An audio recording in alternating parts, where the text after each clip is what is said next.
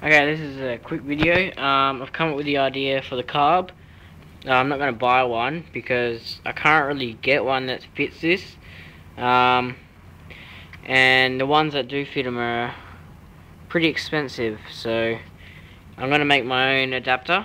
What I'm going to do is just make a little plate that'll be about this size, and then drill the two holes in for this part, and this plate will go on here, and there'll be a gasket on there which I'll just cut with a bit of rubber, something like that, and then I'll weld on a little tube that just welding right here. Don't worry about these two holes. This is what I was going to mount this on, but this little throttle hits it and then it'll hit these two screws here. So I'll weld a tube that will be about that big up a little bit, and then on that I'll weld a plate, and then that plate will have two holes in it, which this will mount on, which is just a chainsaw carburetor. And this should work. I've seen a guy done this, like mount a chainsaw carburetor on a Briggs & Stratton before, and it seemed to work pretty good. So hopefully this will work. So it'll look a bit silly, like this tiny little carburetor on this big ass thing, but hopefully it'll work alright. And if it doesn't, then I'm just gonna have to spend some money and buy one. But this way I don't have to spend any money.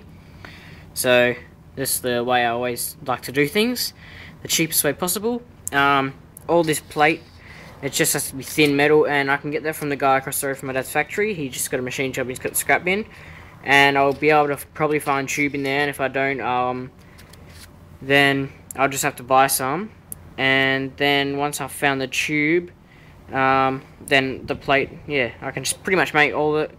I just got to drill a couple of holes, and yeah, I can make that pretty easily.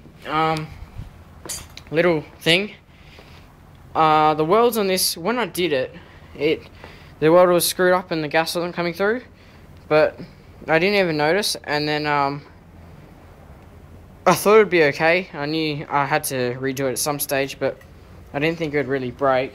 As you can see here, it's all really shit, like no gas. So I was going off-roading on the weekend, hit a rock, quite a big limestone sort of rock in the ground, and that front bit sort of snapped. So I just pulled it all apart. This didn't happen, by the way, just in case you thought that whole thing fell apart. I just ripped it apart, gave it a bit of a smack, and it all came off. So I'm going to grind all that down and weld it all again. I fixed the welder and it's all working good.